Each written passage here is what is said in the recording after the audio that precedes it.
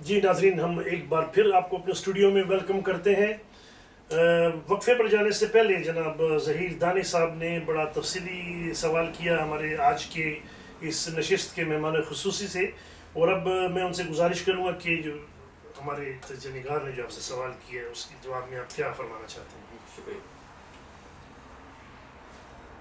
میں اس مختصر ٹائم میں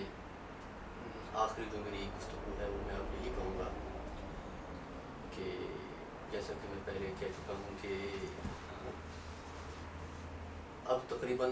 عرصہ کافی ہو چکا ہے، اور وہ حالات جو پہلے تھے آج سے 30 سال قبل وہ اب وہ نہیں رہے، اور وقت کی ضرورت بھی ہے۔ اور اکثر دیکھنے میں یہ آتا ہے کہ لوگ اکثر عوام کو نہیں بلکہ جو مساجد کی ائمہ حضرات ہیں انہیں فون کرتے ہیں، ان سے پوچھتے ہیں کہ جی یہ کیا مسئلہ ہے، ایسا کیوں ہو رہا ہے۔ جس طرح آپ لوگ پریشان ہیں اس سے کہیں زیادہ ہم پریشان ہیں، خاص کر جو ائمہ حضرات ہیں وہ خود پریشان ہیں کہ بھی اس کے جو سالو ہے یہ مسئلہ کیسے ہوگا۔ تو اس کے لیے میں تو یہی کہوں گا کہ بھائی اس وقت جتنی بھی ائمہ حضرات ہیں وہ، اور تخصیص کے ساتھ جو اس وقت موجودہ جو انتظامیہ ہے احلال کمیٹی کی، جناب چیئرمین ڈاکٹر محمد سلیم الرحمان ندوی صاحب، اسی طرح ڈاکٹر عبدالرحمان صدیقی صاحب، الطاف غفار صاحب، جناب عقیل صدیقی صاحب، اور محسن بھائی اسلم حسین صاحب، تو ان سے بھی میری گزارش ہے کہ بھائی جتنے بھی یہاں جاپان کے اندر مختلف اپنا مساجد ہیں ان کے جو بھی منتظمین ہیں، جو ذمہ دار لوگ ہیں، ان سے رابطہ کریں، ان کو بلائیں، ان کو بٹھائیں کہ ہمیں کس طرح کرنا چاہیے۔ میرا مقصد کہنے کا یہ نہیں ہے کہ بھی اپنا کمیٹی جو ہے وہ نہیں بنائی جائے، نہیں، آپ لوگ ماشاءاللہ صحیح کام کر رہے ہیں اور کام کریں آپ لوگ، مگر یہ ہے کہ ایک نئی ارادہ کے ساتھ اگر یہ کام ہوگا تو ایک آسان طریقے سے ہو سکے گا، سب لوگ مطمئن ہو جائیں گے۔ اس میں خصوصاً جنہیں زیادہ ہی اپنا اس مسئلے پر جو آبزرو کر رہے ہیں، جو آبجیکٹ کر رہے ہیں، جس طرح کہ قاری عزیز صاحب ہیں، اسی طرح اپنا شاہ صاحب ہیں، جی اور طاہر صاحب ہیں، تو انہیں خصوصاً انہیں بلا کے بٹھا کے اس مسئلے کو جو ہے جلد از جلد جو ہے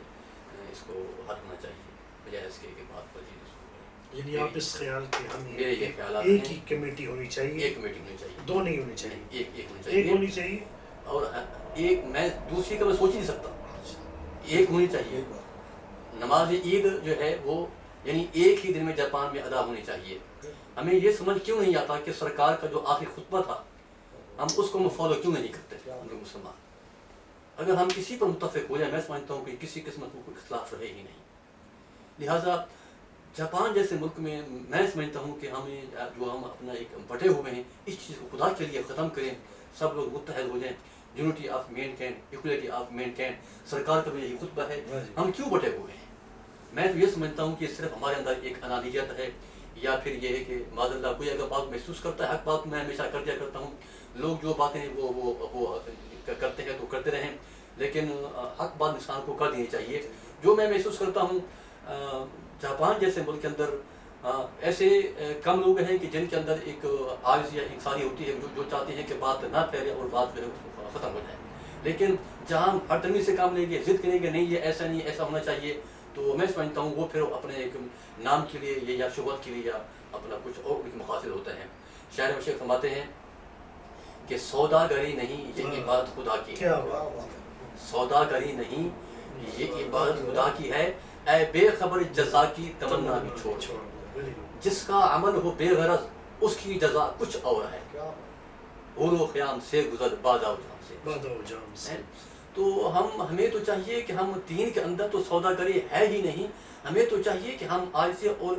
انکساری کے ساتھ پیش آئیں، پھر کہیں جا کر جو ہے ہماری باتوں میں اثر ہوگا، ہمارے اقوال میں اثر ہوگا۔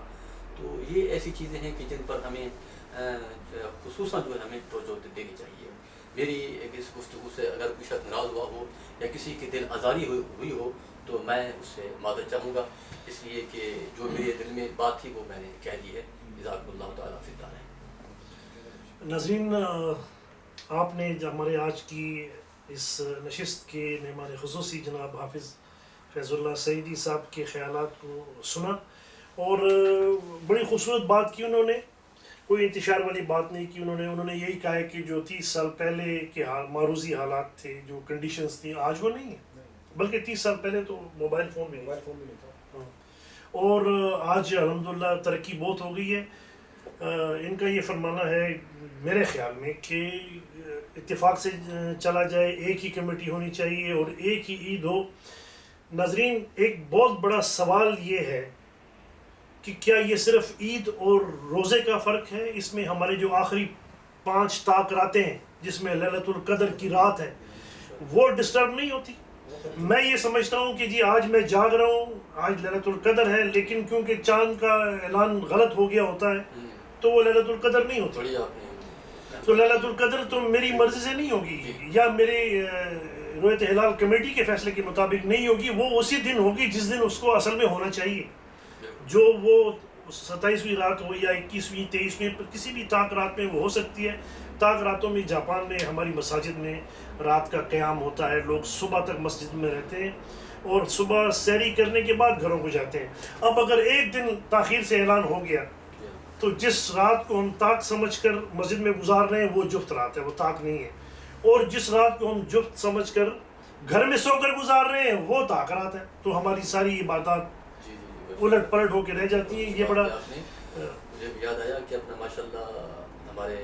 اپنا حافظ علامہ عمر صاحب عیسیٰ صاحب مسجد والے حج پہ گئے ہوئے تھے، وہ بھی تشریف لے آئے، مجھے کل مجھے معلوم ہوا ہے،